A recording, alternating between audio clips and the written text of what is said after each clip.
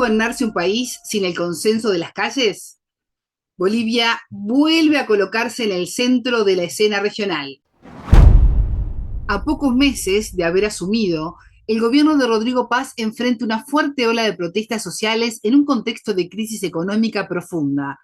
La baja del decreto 5503 y la aprobación de otros dos que eliminan la subvención a los combustibles y recortan bonos y sueldos fueron presentados como parte de un nuevo modelo económico. Pero en las calles, sindicatos, movimientos sociales y sectores populares advierten otra cosa: un retorno a políticas de ajuste y a recetas neoliberales que Bolivia ya conoce y cuyos costos sociales también conoce. Bienvenidos, bienvenidas. Esto es Enfoque con Alejandra Patrone. Hoy junto al periodista boliviano Antonio Abal, analista político internacional. Con él vamos a profundizar en este tema. Hacemos el contacto en este mismo momento con nuestro entrevistado. Enfoque. Una mirada profunda y decolonial a los hechos más importantes de nuestra historia. Antonio, ¿cómo estás? Bienvenido a Enfoque. Es un gusto recibirte. Un gusto, un saludo cordial y estar nuevamente en Enfoque es muy grato. Igualmente. Bueno, ¿cómo amaneció Bolivia tras semanas de protesta social y este primer acuerdo entre el gobierno de Rodrigo Paz y la Central Obrera Boliviana? La primera reacción de muchos sectores que estaban involucrados en los bloqueos fue de desconcierto. Es más, algunas organizaciones campesinas deslegitimaron el acuerdo, ¿no? Dijeron que no se había consultado y optaron por continuar con los bloqueos. Otra fracción que sostiene uno de los puntos más importantes de bloqueo entre la carretera Oruro-Cochabamba, eh, aceptaron el acuerdo, pero mantenían el bloqueo hasta que sea evidente la derogación del decreto, es decir, que esté publicado, ¿no? Tiene que estar publicado en la Gaceta Oficial porque si no es papel mojado. Pero hace minutos nada más, también este grupo que estaba en Parotani, que es el lugar donde se concentra campesinos y mineros, han decidido ya levantar los bloqueos. Este puede ser analizado como un éxito muy fuerte del movimiento popular que viene después de varias desavenencias, de varias divisiones y de un debilitamiento de la fuerza popular, Ujú. ¿no? ¿Sí? Entonces, esto ha significado primero una rearticulación, ha significado una recuperación de la credibilidad y vanguardia del movimiento popular boliviano de la Central Obrera Boliviana, que había jugado un papel nefasto los últimos 5 años. Entonces aquí hay un triunfo, también simbólico, ¿no? Muy fuerte, que realmente es un hecho apelando a la subjetividad muy profundo en el caso boliviano, porque se recupera uno de los símbolos emblemáticos de las luchas históricas eh, del movimiento popular en Bolivia, que es la Central Obrera Boliviana. Yo te diría que esos son así unos puntos sobresalientes de lo que ha pasado en este fin de semana. Ujú. Antonio, hay dos nuevos decretos que retiran la subvención a los combustibles y aparecen recortes a los bonos y a los sueldos, medidas que siguen en pie. Tú estás hablando de este triunfo del movimiento obrero. ¿Crees que esto sirva para fortalecerlos y que sigan en pie de lucha en las próximas semanas? Mm, No es muy fácil caminar en ese sentido, Ujú. porque existe todavía esa división del sector obrero como tal, representado por los mineros, por el proletariado minero, y están los campesinos, ¿no? Con esta fuerza capaz, con esta fuerza material capaz de tener la economía del país. No se llegó a unos buenos acuerdos, ¿no? En experiencias anteriores se organizaba entre varios sectores una especie de un comité coordinador de bloqueos. Hoy no pasó eso.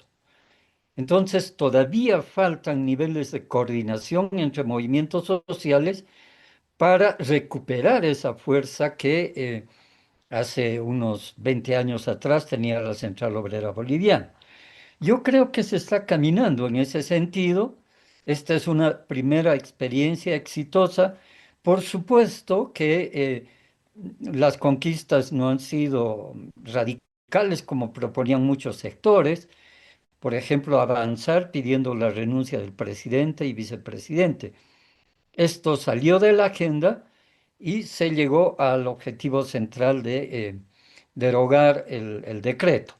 Es cierto que se mantiene el decreto, se va a trabajar según el acuerdo, la elaboración de un nuevo decreto que contemple el levantamiento de la subvención a los carburantes. Esto todo el pueblo ya ha aceptado, porque es un hecho que en el caso de las fronteras con la Argentina y el Perú, por ejemplo, una garrafa de gas que en Bolivia cuesta 22, 23 bolivianos, cruzando la frontera, esa misma garrafa, en el caso peruano cuesta 120, 130 bolivianos y en el caso argentino también. Entonces, este es un gran aliciente para el contrabando de garrafas de gas. Ahora tienen que haber mecanismos que ponga el Estado para controlar todo eso. De todas maneras, a la pregunta concreta que hacías, Sí. no va a ser muy fácil, no va a ser muy fácil todavía recuperar totalmente la credibilidad y esa capacidad organizativa de la Central Obrera Boliviana. Todavía hay que limar un montón de asperezas que han quedado producto más o menos de unos 15 años de desgaste de las organizaciones populares, muchas de ellas involucradas en actos de corrupción.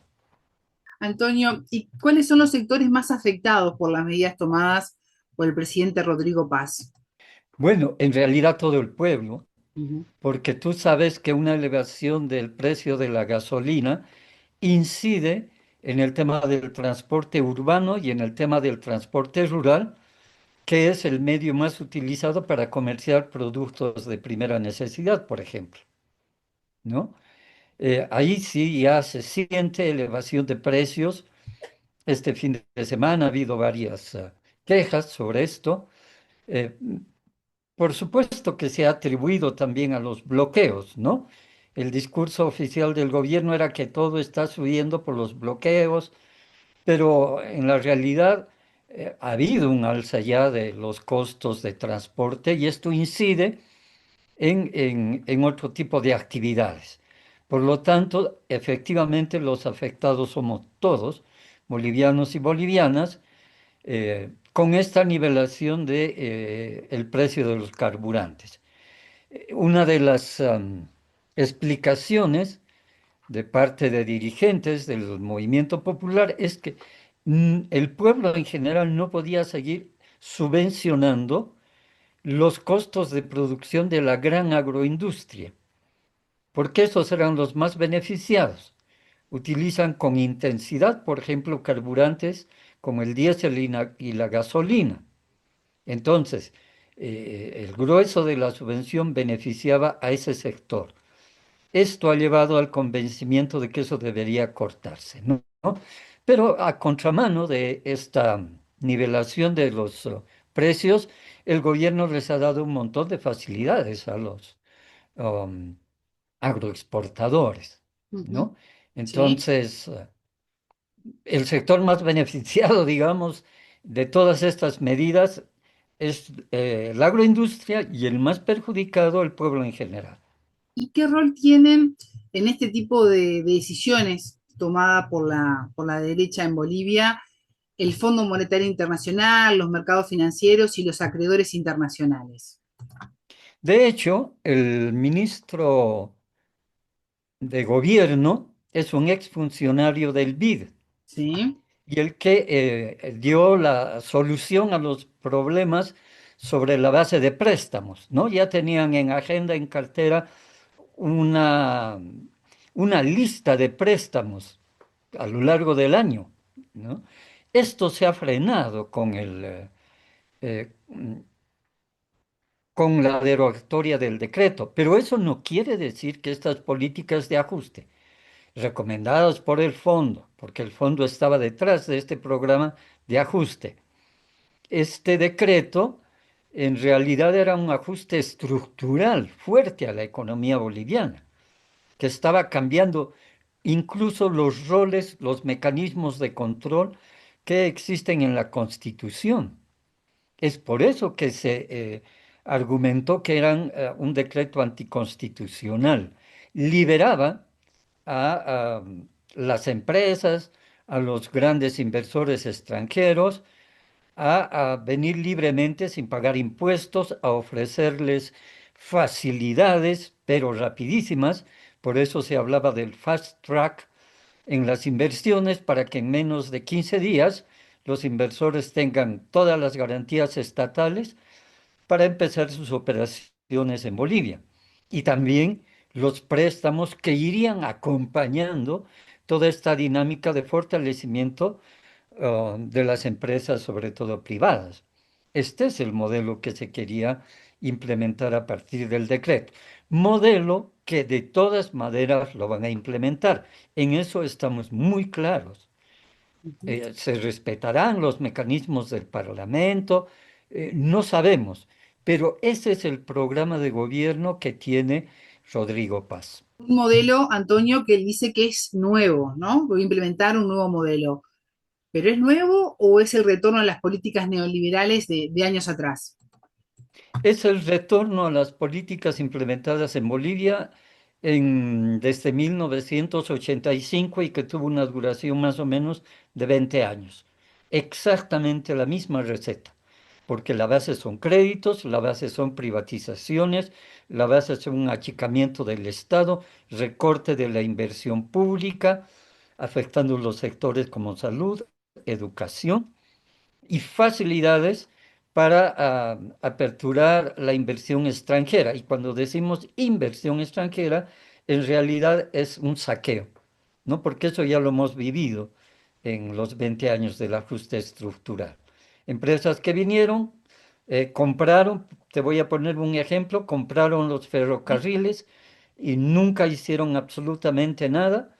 eh, y nos dejaron sin ferrocarriles, nos dejaron sin infraestructura de transporte y luego hicieron los negocios con los bienes adquiridos y se fueron, ¿no?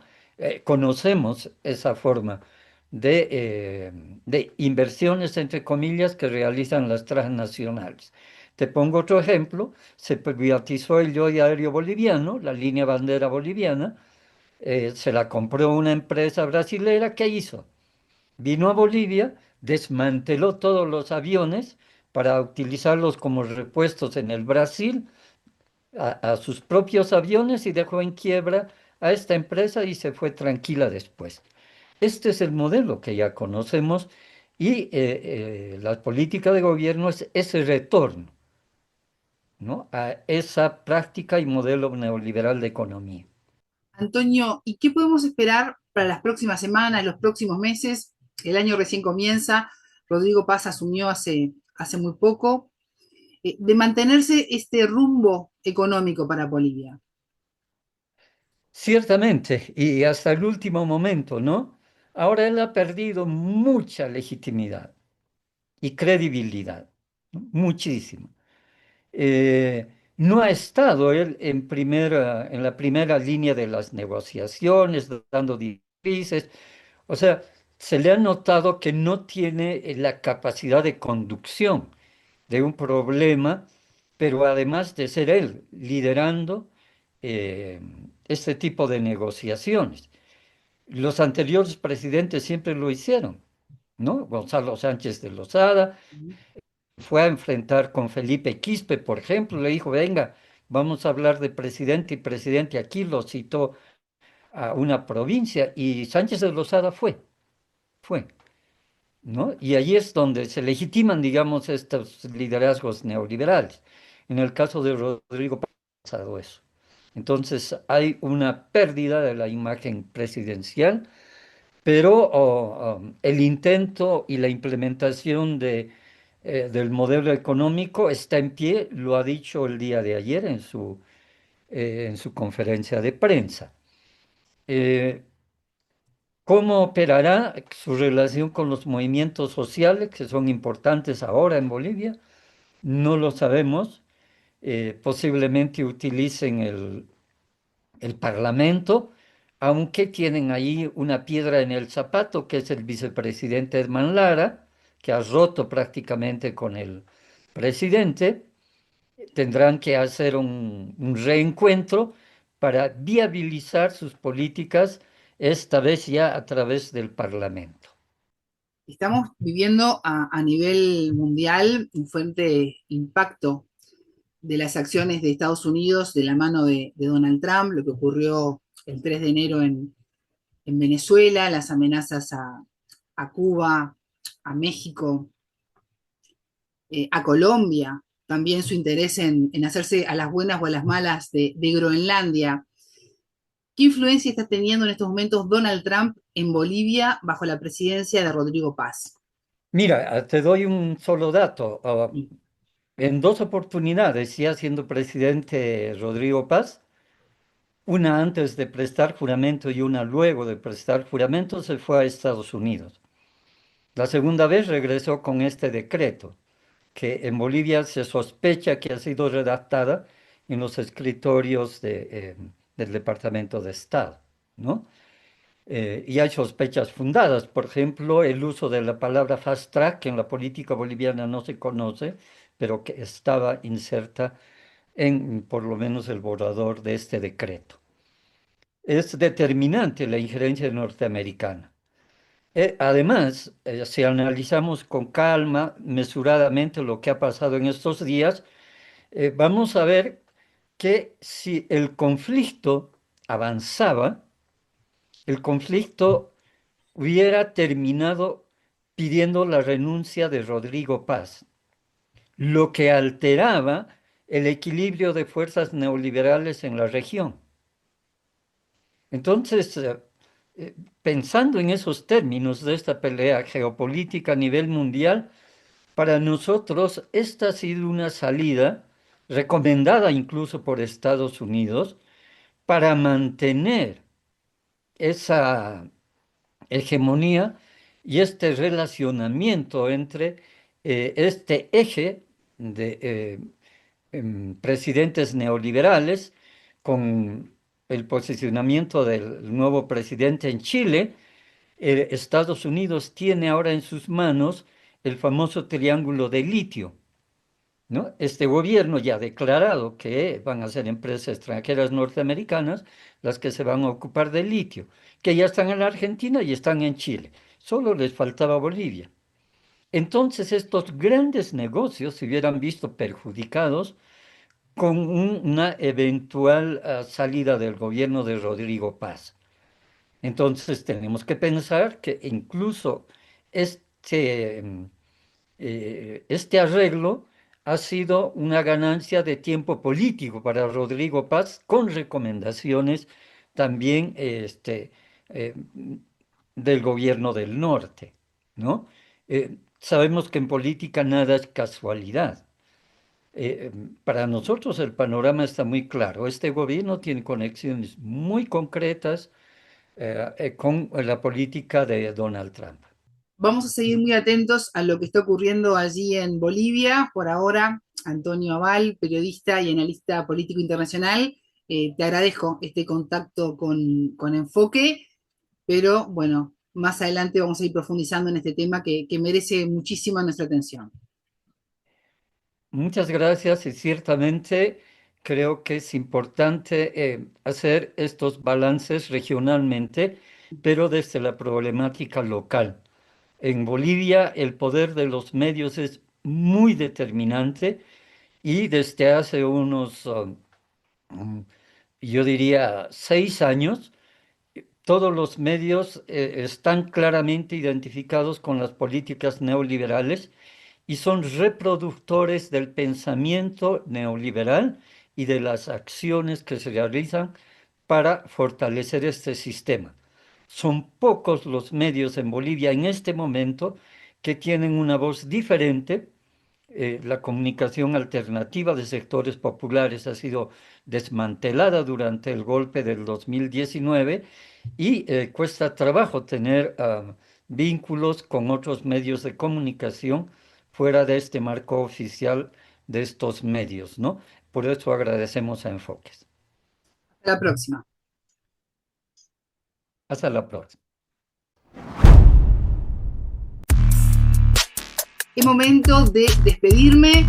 Si les interesó este programa, suscríbanse a Enfoque, compartan el contenido para que pueda llegar a más personas y dejen sus comentarios, así podemos polemizar en lo que está ocurriendo en Bolivia, su impacto interno y su impacto internacional.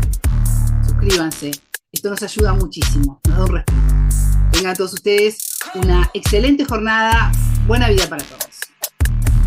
Enfoque. Geopolítica, investigación, relaciones internacionales. Enfoque. Una mirada profunda y decolonial a los hechos más importantes de nuestra historia.